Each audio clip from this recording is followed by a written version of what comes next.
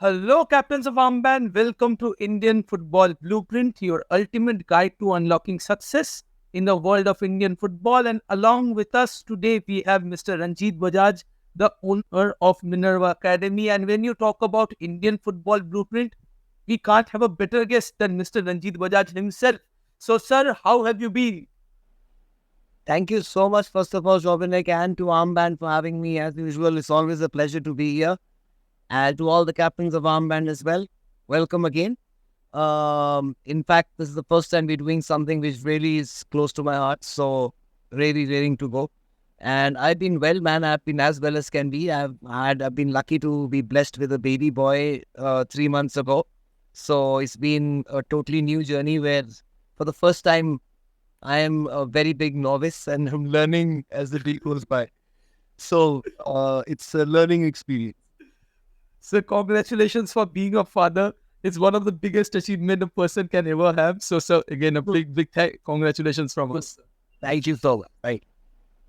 Sir जैसे आपने कहा कि आपके लिए ये एक बहुत ही पर्सनली फेवरेट शो होने वाला है and for us also as well when we were planning the show we had so many things in mind and we have been able to shortlist this few questions so I will not take any time from your busy schedule. I will just go with the first one.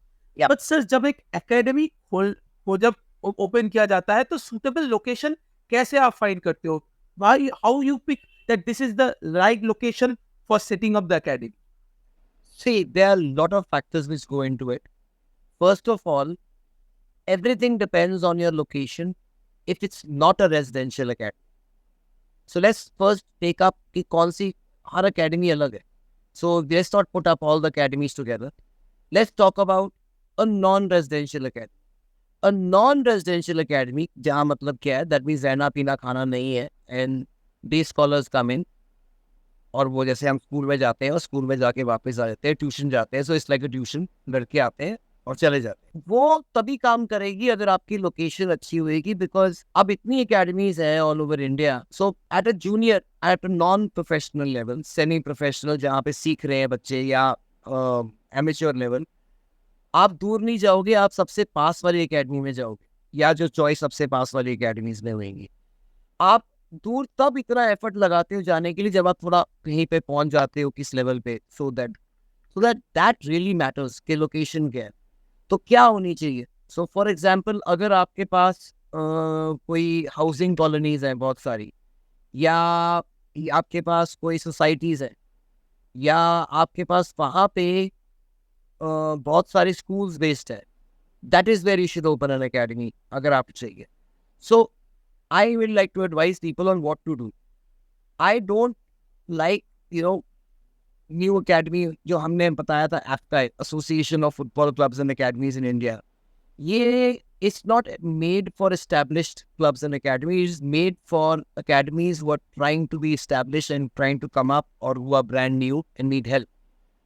And that is why this program is there, in fact, because Armband is the first for people who are actually doing something about it. Because everybody keeps on wanting to know कि करना कैसे है. So the whole point of this, by the way, guys, me coming on is because not only have I done it with Minerva, इसके बाद Himachal FC, and then Tektro Sudesh, and then along with Neeraj, and then Delhi FC, all from the beginning. मेरे को पता लग गया क्या pitfalls है, जो गलतियां मैंने की हैं. I don't want people to fall for them. So first of all, when I was saying I don't want them to go rent a ground, that is the biggest killer you can have. जो आप कहते हो चलो ठीक है मैं academy खोल लूंगा और मैं इसकी टर्फ बनी हुई है, इसको मैं घंटे से रेंट कर लूंगा, जो बेंगलुरु में लोग अभी भी करते हैं, दिल्ली में करते हैं. This is the biggest killer, because आपको घंटे के लिए जो रेंट देना है, इसका मतलब आपके पास मिनिमम कितने बच्चे होने चाहिए कि आप वो रेंट दे सको, उसके बाद अपनी कोचेस की सैलरी दे सको, उसके बाद प्रॉफिट बनाओ. और वो डे स्कॉलर्स में आप जब आप अपनी फीस ही सिर्फ 1000 और 2000 रुपए के बीच में रखोगे, it is not possible to do that on a daily basis, because घंटे के लिए कितने पैसे लगते हैं आपको पता है. Depends on which city you are in, anywhere between 2000 to 5000 to 8000 अगर आपको बड़ी फील्ड रेंट करनी है. So क्या करना चाहिए? आपको स्कूल से पार्टनरशिप करनी चाहिए हर बारी, बिकॉज स्कूल का लैंड बाद 2 बजे के बाद वेस्ट होता है. स्कूल की फैसिलिटीज 2 बजे के बाद वेस्ट होती है. नो, आई से फैसिलिटी, स्कूल की जब बात करोगे आप स्कूल से जाके, it should be, if they have volleyball ground, it should include that also. It should include the classroom also, because classroom में हमारी सेशंस होते हैं. सो आपको एकेडमी खोलनी है, उनका क्या फायदा होगा स्कूल वालों का? दो फायदे. एक तो जो उनकी स्कूल की टीम है उनको फ्री की ट्रेनिंग दोगे आप, तो उनका एक फायदा ये हो गया कि उनका स्कूल की फ्री की ट्रेनिंग होगी. सेकेंड, जो उनके स्कूल के बच्चे हैं उनको आप 50% डिस्काउंट दोगे ऑन योर ट्रेनिंग फीस. तो अगर सपोज 500 बच्चे हैं, और होता क्या है, 500 बच्चों में से आपके पास 10% आएंगे, बिकॉज 10% क्रिकेट जाएंगे, 10% और जाएंगे, और बाकी पढ़ाकू होते. तो 10% मतलब 50 बच्चे. और अगर 500 में, अगर 1000 बच्चों का स्कूल है, 100 बच्चे, उसके हिसाब से आप फीस कैसे लगाओगे? फीस आप ऐसे लगाओगे अकॉर्डिंग टू उन्होंने स्कूल की फीस कितनी दी है. देयर सम स्कूल फीस जो लोग लेते हैं 20,000 रुपया महीना डे स्कॉलर्स के लिए, और कई स्कूल फीस है जो 500 रुपये लेते हैं. तो जो 500 रुपये बच्चा दे रहा है, तो ही cannot be paying 2000 rupees for your monthly fees. 500 रुपये वाले में आपको सिर्फ 100 रुपया रखना पड़ेगा, और वो 100 रुपया has to be into at least 1000 students to make profit. So 500 रुपये वाले में बहुत मुश्किल है खोलना. जहाँ पे minimum school fees is 3000 to 4000 or 2500, you can keep a fees of around 1000 to 1500 right in the. जैसे ही आपके पास स्कूल के बच्चे आ गए इतने कि या तो आप स्कूल को बोलो आप 50% डिस्काउंट ले लो, या आप सेम फीस रख के 50% आप कमाओ, 50% हम कमाएंगे. और स्कूल कहाँ से कमाएगा? फिर उसके बाद बाहर के जो बच्चे आएंगे, स्कूल का ग्राउंड तो है, तो उसके आसपास के बच्चे भी आएंगे. तो जो बाहर के बच्चे आएंगे उनमें you can share 50-50 with the school. फिर उसके बाद आपकी एकेडमी को स्कूल के नाम पे, आजकल स्कूल के नाम पे CRS और CMS सिस्टम मिलता है. So you can register your school players on it. It's like a club. So आप उनको बोलोगे you will be the only school in this area जहाँ से लोग जाके अंडर 13, 15, 18 आई लीग खेलेंगे.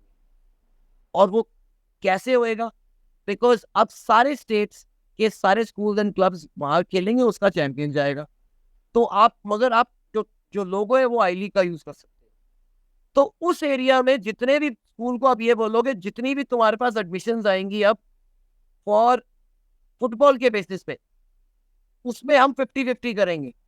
तो वो एडमिशन लाखों में होती है, और लाखों का 50-50 मिलता है. बिकॉज आपकी वजह से, not because of the school, आपकी वजह से वो बच्चे ने उस स्कूल में एडमिशन लिया बिकॉज उसने आई लीग खेलनी है. बिकॉज आपके अराउंड कोई आई लीग वाला स्कूल नहीं है. ठीक है. सो ये आपके रेवेन्यू सोर्स हो गए without putting in any money. The only thing you have to put in is the coach, the physio, the equipment. बाकी सारा कुछ स्कूल का होता है. स्कूल को क्या क्या फायदे होते हैं मैंने बता दिए. तो ये प्रेजेंटेशन बना के लेके जानी होती है. उसके बाद अगर आपने नॉन रेजिडेंशियल एकेडमी खोलनी है, वो तो अलग बात है, because then you need a very major investment. और आज तक again you should all, even if you want to do it without investment, partner with a school which has got a boarding. सारा काम हो गया आपका, बिकॉज आपका school भी हो गया, बोर्डिंग भी हो गया, साथ में वो भी खिला दिया, साथ में आपके जितने बच्चे हैं. अगर आपने बोला है स्कूल को अगर आपने जीतना है, तो आप इतनी रिसीट्स रखो 100% स्कॉलरशिप की. जैसे हर एक टीम के अंदर अंडर 13 में 5 सीट्स रखो. And because of that we will make sure you are state champions, district champions, and we will go for national. Because अगर 5 बच्चे आपके स्कॉलरशिप से आएंगे, तो you will do well in your district, very well in every team, और बाकी आप develop करोगे. So this is the way to see कि कहाँ खोलनी. So it should never be, अगर उसकी लोकेशन ही ऐसी है कि आपको घंटा लगता है. अच्छा, अगर आपको अच्छी लोकेशन में चाहिए होता है, फिर आप इसीलिए कहते हैं लोग यार कैसे खोल ले, कोई घंटे के अच्छी लोकेशन में तो 5000 रुपये लेते हैं. How we gonna do it? That is why never pay for rent, always partner with a school और अ कॉलेज और a university for that matter. And sir, I totally agree with you, क्योंकि even in Bengal, even in our localities as well, जिसको football का मक्का भी कहा जाता है, it's like that only. You just rent a ground for some hours, and again the one who owns the ground, after the 2 hours is ended, if you want to have a session, they won't let you. They will say you have paid for 2 hours only. Now please leave the ground. We have to do some other works as well. So school वालों के लिए, तो school वालों के लिए you have sessions whenever you the school, the whole day the ground is yours, because you are also training the school team. totally agree, sir. Totally, and it's a genuinely sustainable idea, sir. But sir, Yes. And then how do you make money? You have inter-school tournaments organized there. You take entry fees for that. Then with partnership with us, you have trials. You have summer camps, जो उस locality के लिए उसको बुलाओ summer camps के लिए. So we are here to help you guys to develop yourselves and to grow, and how to make sure you get accreditation from your state FA. So there's a proper procedure, and after the end of this, we will share a link to AFCA, Association of Football Clubs and Academies, where you will be guided on how to approach your state association, because now by the new constitution, आपको उनको 6 महीने के अंदर CRS CMS system देना ही पड़ेगा. They cannot refuse. Yes, sir. So it's also another very important aspect as well. But sir, एक चीज जो मेरे दिमाग में आता है कि सर कुछ essential infrastructure requirement क्या होंगे before establishing a football community? Because I have seen certain football academies growing up, but infrastructure बोल के कुछ है नहीं. So the players, as the coaches, the ones who are guiding the whole thing, they have to suffer a lot. So sir, कुछ essential infrastructure requirement क्या होना चाहिए? पहले ही पता लगना चाहिए अकेडमी जाने से पहले कैसी अकेडमी है. वो आपको जनरल सा आइडिया दे देती है AFF की accreditation, but it is not true, because for example there are at least 25 academies in India जिसको 3 स्टार मिला हुआ है, बट उन 25 में से एक्चुअली डिजर्व कितनी करती है? 3 या 4, बिकॉज बाकियों के पास the infrastructure is almost zero. Now why they've got 3 stars is because they are either with an ISL club or with an I-League club. So, पहले आपके पास अगर ground is the most basic thing, then you must have access to classrooms. Very important.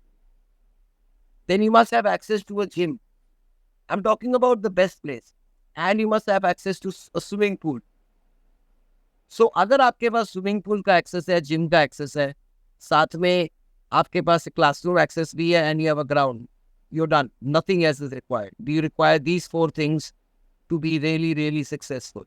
Now, अगर आपके पास नहीं है, you can even open an academy, and all you need is how much जगह? जितना आपकी बिस्तरे की जगह है, बेड की, 6x4. क्यों? वहाँ पे आपको 3 फुट की वॉल बनानी है, और 90% of the footballers, 90% of football you can train on just against a wall. कितने बच्चे होने चाहिए आपके एकेडमी में? एक भी चलेगा, as long as he is willing to learn. Because वो learn, अगर आप उसको अच्छा सिखाओगे, उसको देख के 4 आएंगे, 4 को देख के 8 आएंगे, 8 को देख के 16 आएंगे. So see what happens is, पहले जो ग्रोथ होती है बहुत स्लो होती है, and it is doubling up with word of mouth. तो 1 का 2 ही होएगा, 1 का 100 नहीं होएगा, बट 2 का 4 हो जाएगा, 4 का 8 हो जाएगा, 8 का 16, 16 का 32, 32 का 64, और 64 का जाके 100 है. So it is a regular growth. And how do you do that? If you keep working hard and आप क्वालिटी पे फोकस करो. ये जो मर्जी बच्चा आ रहा है, चाहे मेरे 5 बच्चे हैं, चाहे मेरे 50 हैं, everybody will go home with a smile on their face. That is all they want. अगर what should make academy run? People think, oh my God, it's skill. No, it's not skill. Making the player happy. If the player goes home happy, you have done your job. I agree, sir. And सबसे बड़ी बात जो आपने कही कि even if you have only a ground, but if you can build something on that, and that is why owning a ground is very important. If you own a ground, you can have your own structure, and you can put something like that, and you can teach them. And as you said, कि sir, एक gym होना is very important. Because in India, we always know that the physicality of a football player, the physical well-being is often ignored just for the skill part as well. I totally agree, sir. But sir, एक चीज जो मैं पूछूंगा, जो बार बार बहुत लोगों ने ये शो करने से पहले हमको पूछा कि सर कुछ लीगल या एडमिनिस्ट्रेटिव स्टेप्स क्या क्या नेसेसरी है to formalise the academy structure? So first of all, एक तो अगर आपने क्लब बनाना है जो compete करेगा जाके in the I-League or the ISL or second division, first of all, it must be registered under the Societies Act, or it must be a private limited company. If it is going to go in the professional leagues, that means the I-League and the ISL, it has to be a private limited company. अगर वहाँ से नीचे में खेलना है, second division, third division, you have to be a society. This is according to the new sports code. Society register करने से क्या होता है कि आपको अपने अकाउंट्स बिल्कुल ठीक रखने पड़ते हैं, आपको हर चीज़ फाइलिंग करनी पड़ती है, आपको मिनट्स मीटिंग रखनी पड़ती है, सारे members have to be kosher. So that is the main way about legality. अगर लीगल तरीके से आपने इस्टेब्लिश करना है, AIFF की तरफ से लीगल तरीके से आपको क्या करना है, आपको एक तो NOC चाहिए अपने डिस्ट्रिक्ट से, फिर स्टेट से, and then you can apply to AIFF to register yourself as a club. But अगर सपोज आपको डिस्ट्रिक्ट या स्टेट तंग कर रहा है and you are established club but आपको वो नहीं दे रहा है, so you can apply to the AIFF. According to the new constitution, within 6 months they are supposed to give you the CRSM system. No one can stop anyone from ever opening a club or academy. और आजकल मैं देख रहा हूँ कि बहुत ज़्यादा states और districts में यही प्रॉब्लम है. They don't let any new academies and clubs come up, which is illegal for them to do. The same way it is illegal in our constitutional right to stop anyone from their livelihood. That is a very important question, sir. और ये इतने बार लोगों ने पूछा है कि how can we just set up the academy, क्योंकि बहुत सारे legal requirements of blockage आते हैं. बार बार आपको ये बोलेंगे कि आपने हमारे से NOC नहीं लिया. In fact, today I was talking to someone, आपने हमारे से NOC नहीं लिया. According to the rules of the new constitution, no NOC is required from them. You are supposed to do work and you are supposed to prove it to your own state कि देखो हमने ये tournament किया, ये हमने league कराया, ये baby league कराया, ग्रासरूट प्रोग्राम कराया, इसके बेसिस पे हमें एक्रेडिटेशन. अगर वो नहीं देते तो ये आपको देनी पड़ेगी. सर ये तो एक बहुत बड़े क्वेश्चन का सॉल्व हो गया, बट इसी का एक पार्ट क्वेश्चन तो सर जरूर बनता है कि सर एकेडमी के लिए सब कुछ हो गया, but now comes the biggest thing and the toughest thing, to be very honest. How can academy secure funding and resources for the operation? The toughest thing, specially in the footballing field right now. Unfortunately, right now, the CSR funds have not reached the academies. They are reaching probably now the sports athletes who are going for the Olympics. TOPS programme जैसे है, खेलो India का जो programmes है वो वाले. Hopefully in the next few years we'll see some CSR funding coming through. Now, तो इसकी funding, don't look for sponsorships or funding because आपको नहीं मिलने वाली, या जो मिलने वाली भी है it will not be as good as the amount of time you will have spent in trying to secure those sponsorships. मतलब जहाँ पे आप आके भीख मांगोगे और घिसो पिटोगे, जितना टाइम आपको लगाओगे और जितना उसमें से मिल रहा है उससे ज़्यादा अगर आप ठेला लगा लेते हैं रोड पे, उससे ज़्यादा वहाँ मिल जाए. It's true. ओके, सो क्या करना चाहिए? जो मैंने बताया, form partnerships with schools and colleges जहाँ पे आपके पैसे ना खर्च होए, and it's a win-win for two parties. For example, अब हमारे को बॉल चाहिए, ठीक है, सो हम क्या करेंगे? We will go to, suppose you are living in, जो भी आपके अकेडमी में सपोज 20 बॉयज है, सबसे पूछ लोगे जी आपके बाप क्या करते हैं, आपका माँ क्या करते हैं, बाप क्या करते हैं. जिसके बाप का ऑफिस है उसके पास आप जाके you will say we want to start a fund raising for balls for your son's academy. तो हमारे को सिर्फ ये करना है कि आपके ऑफिस में आके for 5 minutes we just want to do this. वहाँ से आपको एटलीस्ट 2 बॉल्स के पैसे मतलब 2,000 रुपये मिल जाएंगे, या 4 बॉल्स के पैसे 2,000 रुपये मिल जाएंगे. You just need 3 offices like that. You got balls are done. Next month you do a drive for bibs. Next month you do a drive. It doesn't need to be in even your, it can be in the locality. क्योंकि 50 रुपया हर बंदा देगा to make a kid's babe or a football come true. So this is the way you raise money right in the beginning. But it should only be in your locality. That it should matter to that locality or the community or those parents or that school, and you will get money. It will not be difficult. Other than this, आपको you can apply to your district not football association, district sports authority जो government की होती है. वो local clubs के लिए उनके पास एक फंड होता है, स्पोर्ट्स किट फंड.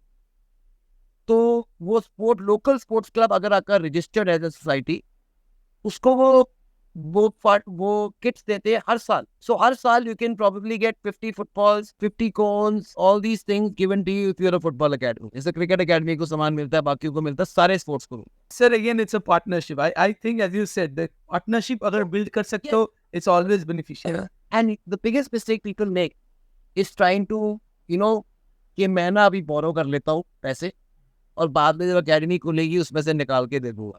वो कभी नहीं निकलता. At least in the first few years तो पैसे उतना ज़्यादा नहीं आएगा. You have to go with the part. That is why partnerships are required. But sir, जैसे आपने mistake की बात कही, what are the biggest mistakes to avoid while setting up a foundation? The legality. So you must go to a proper lawyer to get this paperwork done, and go to the registrar of societies to get your society registered and the club registered. The moment you are registered as a club, as a society, the state federation, FA cannot say no to you. The moment you register a society, you are also open to take in donations, take in funds from the government, take in everything, because society has to give accounts. So वहाँ से funds भी आ जाते हैं.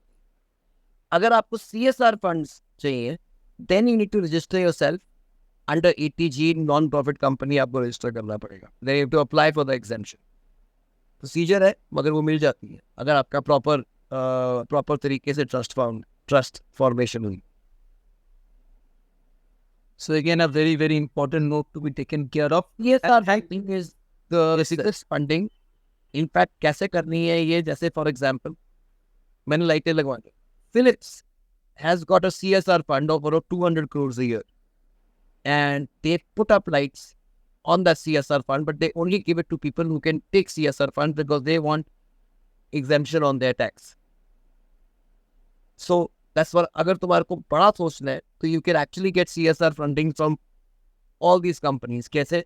Jindal steel के पास CSR funding है poles की, तो poles उनसे लेनी है और फिलिप्स से हमने लाइटें लेनी है. ऐसे करते करते you have to then approach all these companies. So suppose you approach 20 light companies, one of them will give you CSR funding. You approach 50 pole companies, one of them will say, okay, हमारा इस साल का CSR नहीं हुआ है तो ये लो, ले लो. उनके लिए कुछ नहीं है, but you have to have exemption. And to anyone who is listening and want to open up an academy, today was a master class, guys. Just follow it. And thanks for listening to Indian Football Blueprint. And don't miss out on our future episodes. Hit subscribe now. Or also you can share your thoughts with us and stay connected on the social media as well. So until next time, keep building the blueprint for Indian football greatness.